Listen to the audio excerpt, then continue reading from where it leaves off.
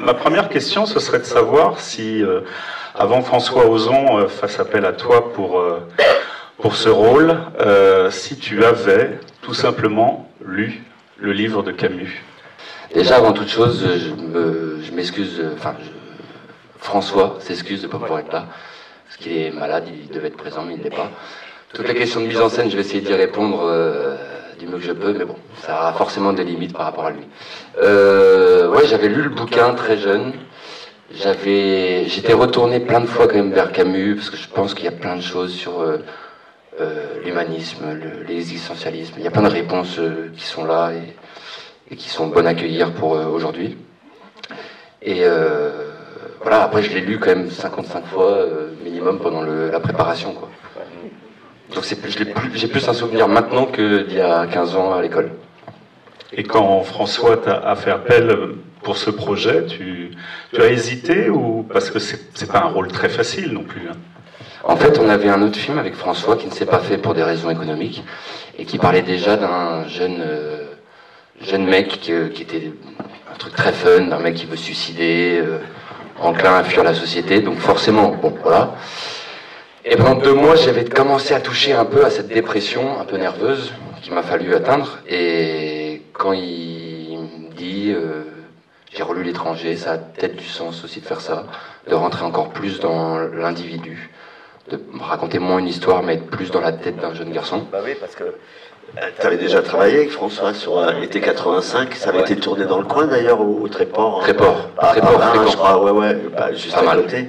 Mais alors, ce qui est beau et ce que tu fais dans le film quand même, c'est parce que, à vrai dire, c'est un pari fou d'adapter ce livre qui est quand même quelque part assez inadaptable, hein, le livre de Camus, et il réussit, François, et toi, par toi, tu réussis à intérioriser complètement, tu fais un travail qui est complètement assez incroyable, parce que c'est le personnage de Meursault, tout est intériorisé. Comment tu bosses? Comment il travaille, François, avec toi sur ça? Comment il a travaillé avec toi? En amont ou pendant le temps? J'imagine il travaille très en amont, lui, hein, François Ozon. Ouais, il prépare. Il se laisse beaucoup de temps à l'instinct. J'ai vu des trucs je me dis, quel bâtard. Qu'est-ce qu'il est fort. Il arrive, quand il n'a pas la séquence, la caméra est là, et il fait, putain, j'ai pas la séquence, merde. Il se met là, il regarde, il dit essayons ça, et c'est le plus beau plan du film. Je me dis bon bah voilà, il arrive à avoir le moment présent, il arrive à garder ça. Mais en plus de ça, il prépare énormément. Mais la différence était 85, c'était dans son imaginaire à lui. T'étais plus jeune. Plus jeune. Ouais, en plus. Donc moins conscience de l'industrie. De l'industrie du système. Hein. Et même du jeu d'acteur en général. Et il me dirige énormément parce qu'il a en tête exactement ce qu'il veut.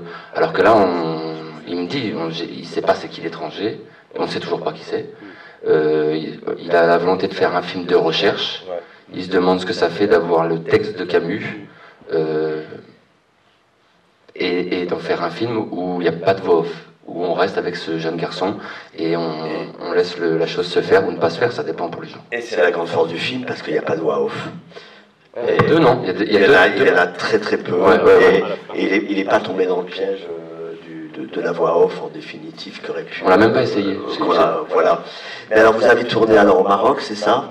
Ouais. Hein, on n'a pas pu tourner en Algérie malheureusement pour les accords politiques aujourd'hui sont compliqués. C'était dans quelle ville On était à Tanger. Tanger, qui est une des villes portuaires les plus utilisées pour représenter Alger, parce que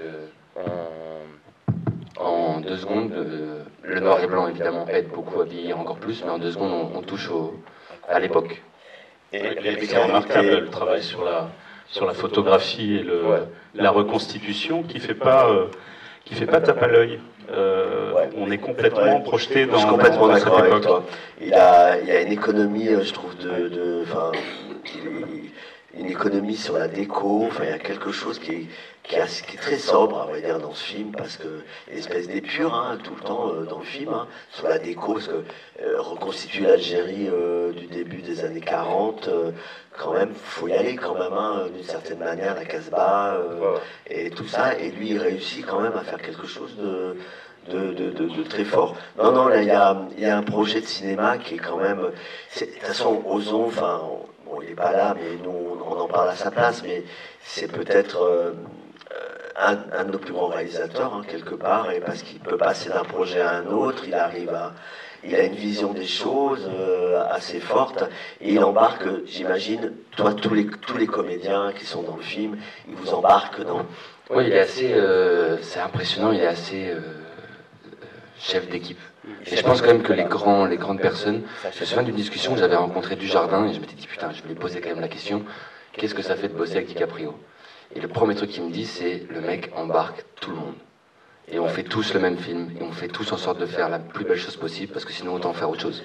Mais toi, François, vraiment, que tu travailles, depuis que tu travailles là, depuis quelques années, où on commence à te voir pas mal, tu as travaillé avec des auteurs quand même assez forts, Xavier Giannoli pour Illusion perdue, on peut même dans Jouer avec le feu, je trouve que les deux co-réalisatrices là, elles sont des réalisatrices assez fortes quand même.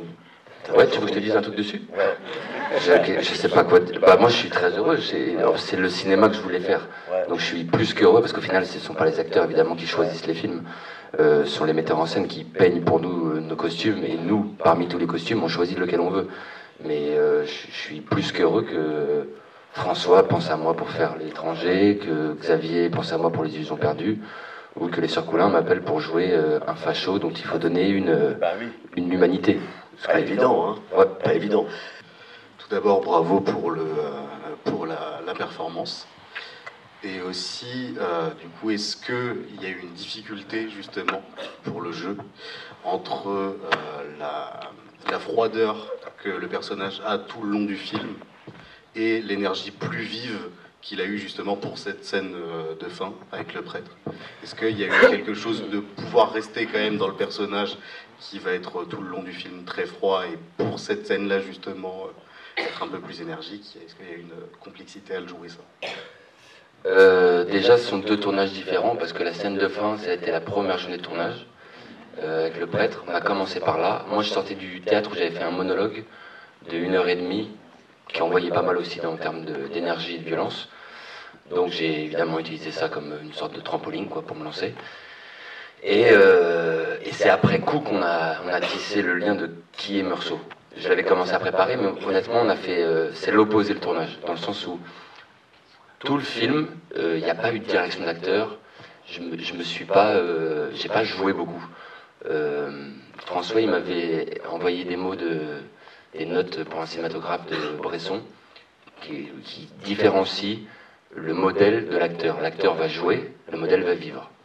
Et il m'a dit, si jamais on te voit jouer pour le rôle de Meursault, le film est niqué. Donc il faut absolument, la caméra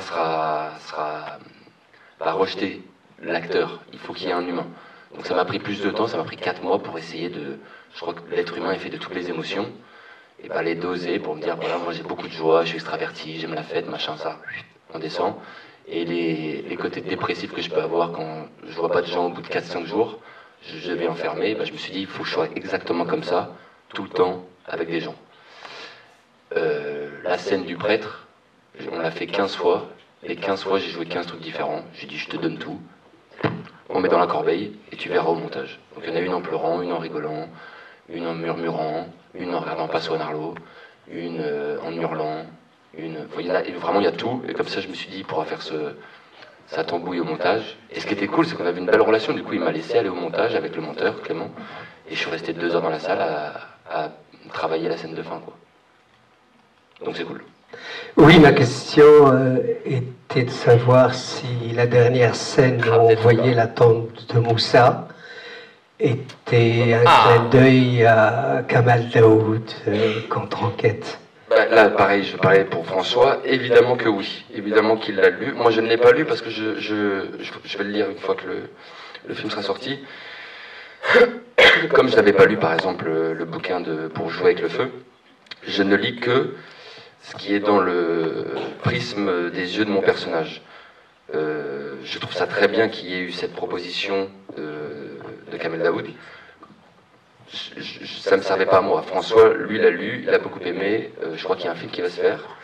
Et il s'est dit, pour de renvoyer un peu l'appareil, donner ce nom-là. Et je ne sais pas exactement, je peux me permettre de vous en parler. Je sais que François, ça lui paraissait important de donner un nom à l'arabe. Et je sais que ça lui paraissait aussi important de ne pas commencer le film avec aujourd'hui maman est morte ou hier, je ne sais plus, mais par j'ai tué un arabe. Parce qu'il trouve que, évidemment, ça a beaucoup plus de connotations et de conséquences aujourd'hui à faire ça. Par rapport du coup à la direction d'acteur, est-ce que par rapport à la vision que vous aviez à la première lecture du personnage, est-ce qu'elle était similaire à celle que vous avez dû interpréter ou est-ce qu'elle était vraiment différente? Ma première lecture quand j'étais jeune? Oui. Non mais moi je n'ai jamais... C'est drôle parce que là je viens de faire une interview juste avant, elle me dit bon alors les illusions perdues, l'étranger c'est quoi le prochain? Mais moi je vais jamais de la vie lire des livres en pensant à moi en jouant. Parce que je vais me niquer l'œuvre que je suis en train de lire. Donc moi je m'étais jamais dit que ça allait être moi l'étranger dans ma vie. J'ai découvert ce mec là. Il se trouve que l'être humain est fait comme ça, avoir un recul sur soi-même c'est hyper dur. Là il y a des scènes où des gens peuvent dire il se passe rien, et moi je suis hyper intense à l'intérieur, ou des scènes où les gens disent putain il y a tout qui se passe, et moi je suis dans un vide, et je me dis juste regarde au loin, ça suffira, il y a Rebecca, il y a Berlotin, ils se démerdent. Donc j'ai pas du tout votre vision du rôle quoi. Moi je me vois faire beaucoup de trucs, même si l'idée c'était de pas faire, mais je suis autoniqué, je peux pas... Ou sinon je deviens ringard et je commence à m'apprécier, là c'est catastrophe, là, carrière. Donc voilà. Je sais pas si ça répond. Mais du coup par rapport à certaines séquences, est-ce que la manière dont on vous a demandé de les interpréter, ça vous a étonné? Enfin, par rapport comme à quoi la par vision. exemple? Même après, donc pas forcément la première lecture, mais là j'ai pas forcément de scène en tête, mais est-ce qu'il y a des manières dont on vous a demandé d'interpréter qui vous a étonné par rapport au personnage? En fait, vraiment ce truc de pas de technique et laisser la vie prendre son temps. J'avais vu un article de Anthony Hopkins qui disait je peux réduire la méthode acteur à 3 phrases, lire et relire le scénario, documenter le plus à côté pour que le cerveau y prenne des informations, digérer et jouer. Donc j'ai pas joué. Il y a des films où je joue, c'est technique, et je sais que le regard avec la lumière, il est là, et j'attends qu'elle dise la phrase pour remonter et dire la phrase à ce moment-là. Parce que je veux que ça soit ça dans le film. Là, je sais pas ce que je fais. Hein. Tout le film, je me demande juste pourquoi on refait les prises. Il me demande d'être vivant et de mettre de la vie, mais la vie, jamais, vous n'allez pas répéter 4 fois la même question, là. Et puis surtout, j'y répondrai pas 4 fois. Donc là, il me demandait de refaire à chaque fois le même truc. Moi, c'est ça qui me paraissait chiant. Mais jouer, j'ai pas, hormis la scène de fin, j'ai pas beaucoup joué, quoi. Est-ce que François Ozon et vous-même avez regardé, avant le film, l'adaptation de Visconti sur l'étranger, qui est paru en 67?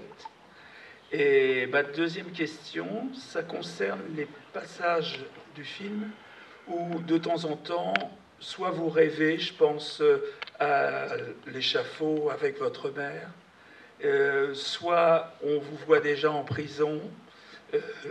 Est-ce que c'est construit comme ça dans le roman? Je m'en rappelle pas. Deuxième question. Le roman est beaucoup plus linéaire.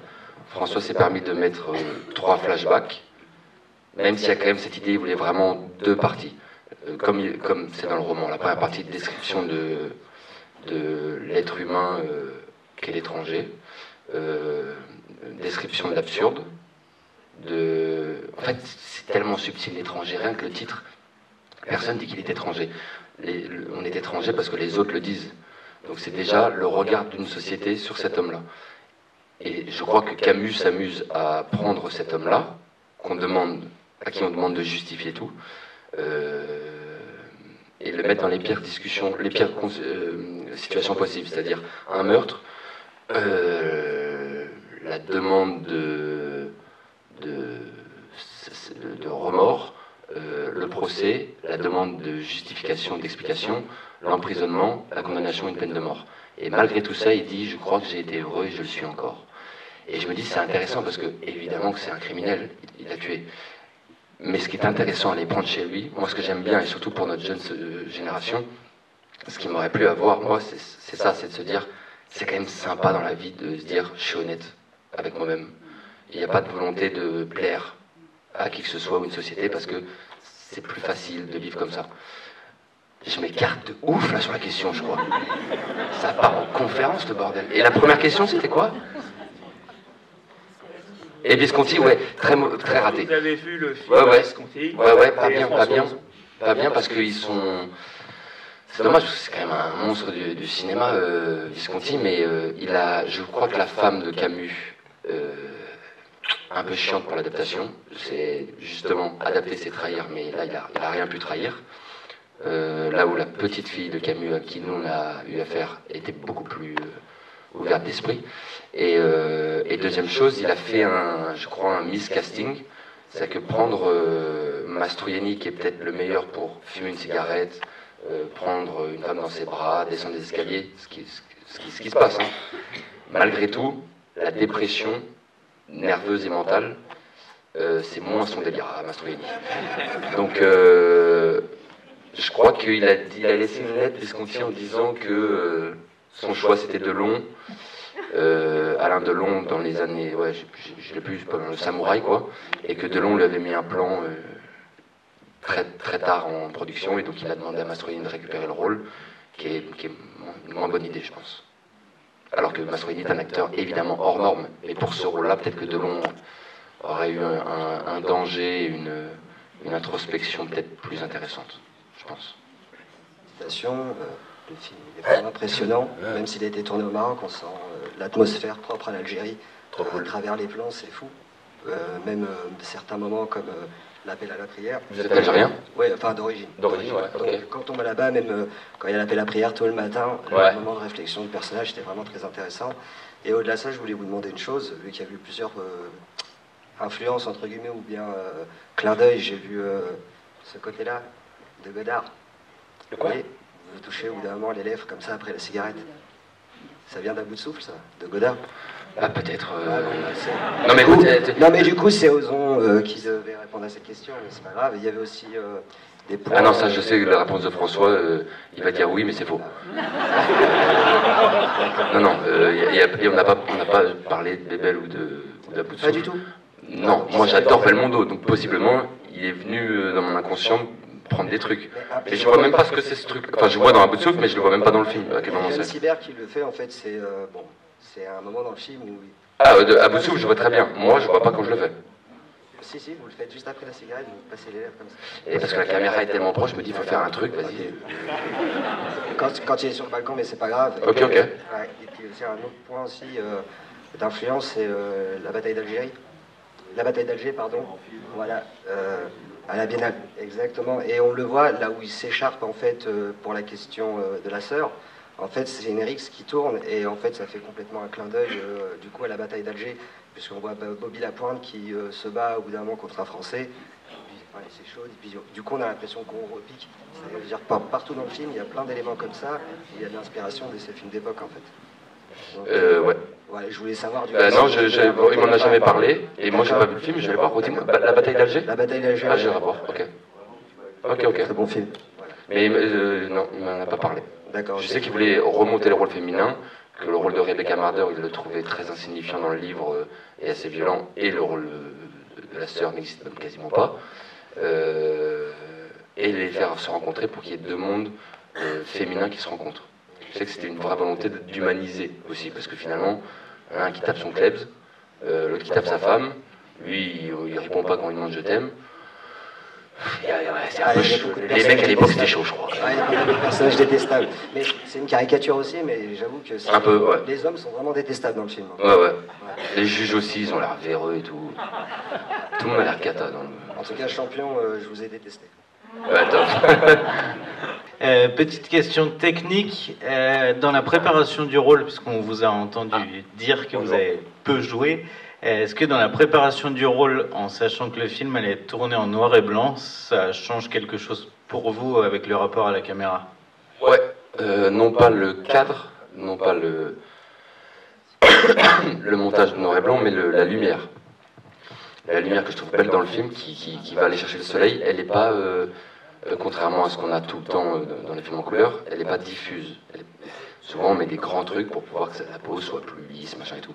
Là, elle vient brutalement sur le visage. Donc moi, je pouvais avoir cette impression, là où les autres acteurs ne voulaient pas le jouer. Donc eux, ils s'habituent à la lumière, voilà. Moi, je me suis dit, mais en fait, il faut absolument que la lumière, je la fasse jouer. Qu'elle soit présente comme le soleil est présent. Donc, c'est pas le film en noir et blanc, mais c'est la disposition d'un film en noir et blanc où j'avais jamais joué avec une lumière. J'ai plus joué avec une lumière qu'avec mes partenaires dans le film, je pense. Bravo, parce que franchement, je trouve qu'aujourd'hui, où une certaine presse remet en question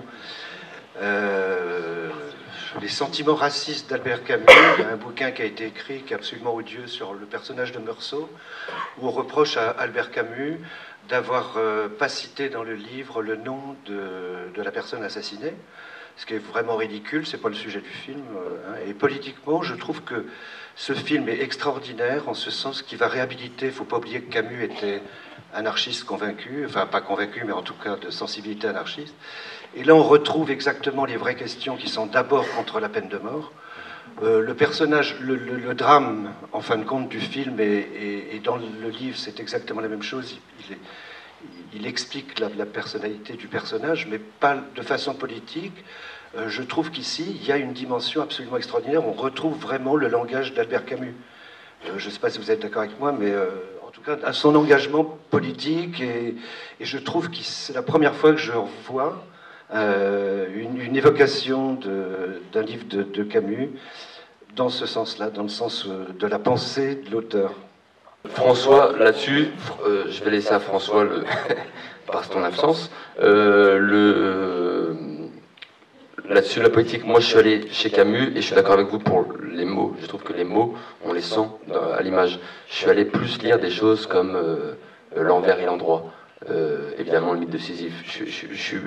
Et tous ces discours, toute sa politique, elle ne m'intéressait pas parce que je pense qu'elle allait me contraindre à justement une conscience que je voulais pas du tout avoir pour jouer Meursault. Je me souviens que la jeune actrice qui joue, qui s'appelle Jemila, me disait que Camus reste le plus à gauche, certes, mais le plus à gauche des colons. Et là, j'ai vu le truc s'ouvrir de partout en me disant, pour Meursault, je vais laisser ça à François comme tâche, pour Meursault, moi je veux garder absolument que le sable, la mer, le ciel, les oiseaux. Tant mieux parce que du coup je peux m'effacer beaucoup plus facilement. Oui, alors moi c'est un petit compliment, un petit complément parce que vous avez partiellement. Dommage. Alors si, je rigole, surtout pas. Je peux vous féliciter pour votre interprétation. Franchement, vous l'avez pas surjoué hein, comme Mastroianni, mais là voilà, vous le jouez. Vous l'avez vu Mastroianni? Simplement. Vous l'avez vu Mastroianni? Mastroianni? Non, j'ai juste par rapport à ce qui a été dit. Oui. Non, mais je vois... D'accord, je me suis dit, merde, on va être d'accord en plus. Non, je vois Mastroianni et j'imagine, mais oui, ça m'intéresserait d'aller voir. Et quand je dis surjouer, bon, c'est pour la blague. Parce que je vois mal comment on peut surjouer l'étranger. Bon, ça c'était pas ma question, c'était le compliment. La question c'était par rapport à la lumière, vous l'avez... et surtout par rapport au choix du noir et blanc. Donc vous avez partiellement répondu, parce que là, du fait que ça permettait de dater... le choix de François? Ouais, le choix de François. Il n'est pas que là, il est aussi évidemment économique. Ça coûte beaucoup moins cher, donc il y a moins de décors à faire, il y a des endroits où on peut poser la caméra, et on est déjà dans cette époque. Et surtout, François, il voulait deux choses. L'une sur la conscience collective qu'on a tous de cette époque, c'est en noir et blanc. Ça l'intéressait de garder ça. Et ensuite, il y a un truc que j'ai pas très bien compris, que je trouvais ça assez intéressant. Pardon. Camus parle énormément de couleurs, du sable, le jaune, le bleu, la mer. Et François trouvait ça bien, de la même manière que en enlevant l'aspect narratif chez Meursault, qui est dans le bouquin, et en mettant une tête et un corps, une sensualité et quelque chose, ça donne un peu un voile sur le livre. Et ben, de la même manière, je crois qu'il voulait donner aussi un voile sur la couleur, de rester sur l'introspection personnelle avec vous-même.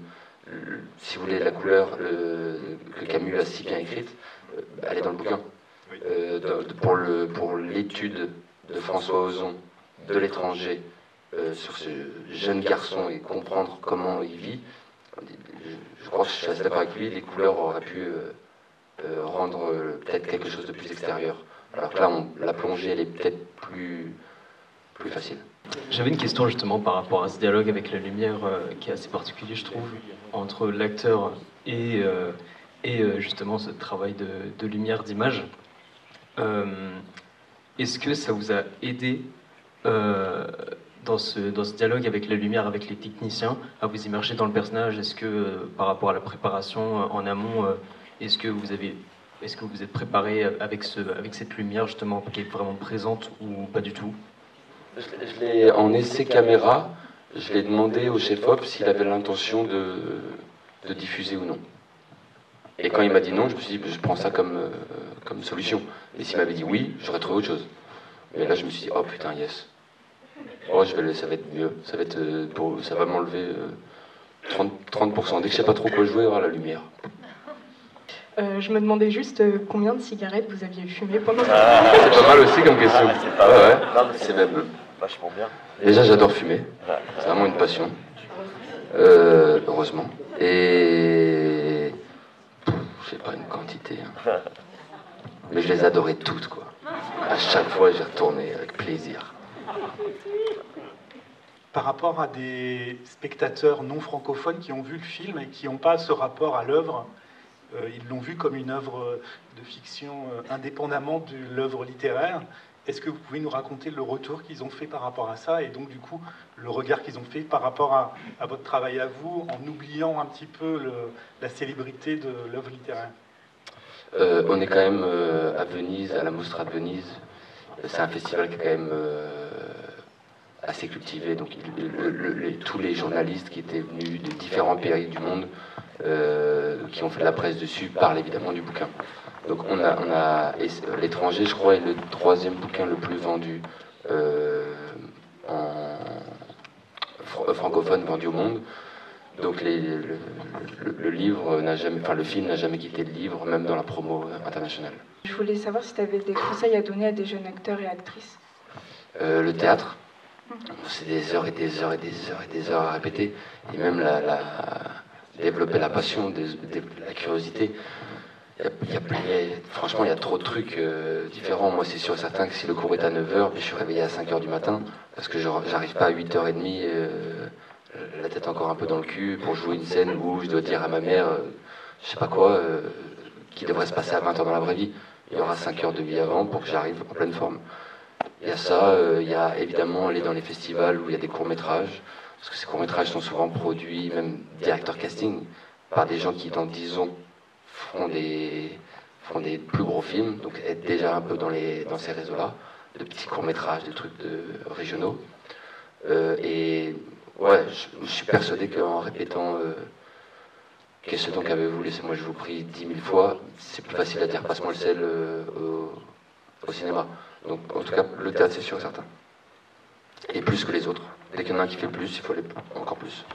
Sans filet, juste sans filet. Comment vous faites pour passer d'un personnage à un autre qui peut être très complexe, comme passer de Félix dans Jouer avec le feu à Carême ou à Meursault, parce que je trouve que c'est des personnages très complexes à interpréter et très différents. Je me demandais comment vous faites pour passer d'un personnage comme ça à un autre. Moi, je bosse énormément, je prépare énormément. Genre, je fais pas le flambeur comme ça et tout. Je passe 4-5 mois. J'aime pas trop tourner. Tourner, c'est pointer, quoi. Moi, c'est de la préparation où j'ouvre la grosse question de comment rendre, comment comprendre l'intimité de ce personnage qui n'est pas moi, en observant l'intimité des autres pour y trouver des exemples, des points d'appui et le mettre dedans. Ça, c'est ma passion. Il y a 50% de talent, de chance, 50% de travail et 0,01% de talent répartis dans différents trucs. Moi, dans les 0,01% en talent, je quitte le rôle à la seconde même. C'est-à-dire que le film se termine, Meursault est parti. Donc c'est bien, parce que pour la santé mentale, moi, les trucs des Américains ou le truc qui reste, ça sera pas moi. Moi, c'est quasiment immédiat. C'est à propos de la scène sur le soleil où il est aveuglé. Dans le livre, on le ressent bien et je trouve qu'ici, on la ressent pas du tout. C'est juste un petit reflet du couteau. Merde, on va le refaire. On va le refaire le film. Voilà, laquelle, ça serait bien. Laquelle Non, pas la scène où il est aveuglé par le soleil. Dans le livre, on le ressent vraiment très fort. Ouais. Et ici, dans le film, je trouve que c'est pas évident. On a fait de notre mieux. Oui, je me doute, oui. J'ai vraiment l'impression de l'avoir maté ce soleil, quoi, quand même. Mais non, alors en tout cas, ce qui est sûr, c'est que on ne voulait pas que le soleil soit une seule et même réponse possible à ce crime. Évidemment, il faut que ça en soit une, mais évidemment qu'il y a plein d'autres choses. Il y a un acte qui peut être raciste, il y a un acte qui peut être aussi, il s'approche l'un vers l'autre aussi. L'être humain, il s'aime autant qu'il se déteste. Il y avait plein de choses à ouvrir. S'il y avait eu que du soleil et que je jouais que ça, dans ce cas-là, au procès, c'est sûr, c'est à cause du soleil. Parce qu'il s'en rend compte sur moi-même. Moi, c'est ce que j'ai joué, et je me suis dit sur moi-même, en fait. S'il n'y avait pas eu du soleil, j'aurais pas tiré, donc je vais dire que c'est à cause du soleil. Mais en tout cas, pour le public, je pense que François trouvait ça bien d'élargir le truc, et on ne voulait pas qu'il y ait un regard qui reste trop longtemps. Et honnêtement, il y a deux trucs que j'ai pas compris dans le film en le faisant, c'est cette scène-là. Je sais pas ce qui s'est passé sur le moment. Je comprends pas pourquoi il fait cet acte. Et la dernière phrase du film, enfin une de mes dernières phrases dans le film, où il dit j'espère qu'il y aura plein de gens à me poser des questions, et je me dis merde, pourquoi ramener l'ego d'un coup? Pourquoi vous l'avez vu? Alors que tout le temps, on voit bien, c'est pas un mec qui aime être vu, c'est un mec qui fait son truc et tout. Pourquoi là d'un coup il faut... Ça, c'est les deux trucs que j'ai pas compris. Est-ce que vous préférez tourner un film ou jouer au théâtre? Je préfère préparer du théâtre ou du cinéma. Après, c'est laborieux, quoi.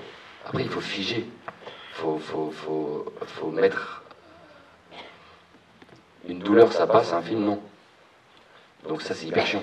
C'est-à-dire que ça sera ça et pas autrement.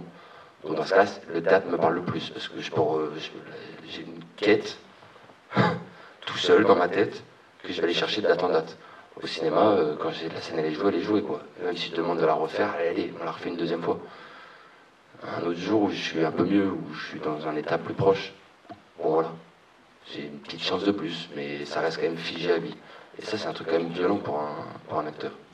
Là où, à la base, la préparation, c'est d'ouvrir le maximum, de bosser en constellation, d'aller chercher un auteur, qui amène un réalisateur, qui amène un peintre, qui amène une musique, qui amène... Et on ouvre énormément, et d'un coup, on demande de fermer et de prendre parti, de faire des choix. Et ça, bon, voilà, c'est le bureau, quoi. Bravo Benjamin, parce que t'es... On peut applaudir Benjamin. Il y a quelque chose de touchant.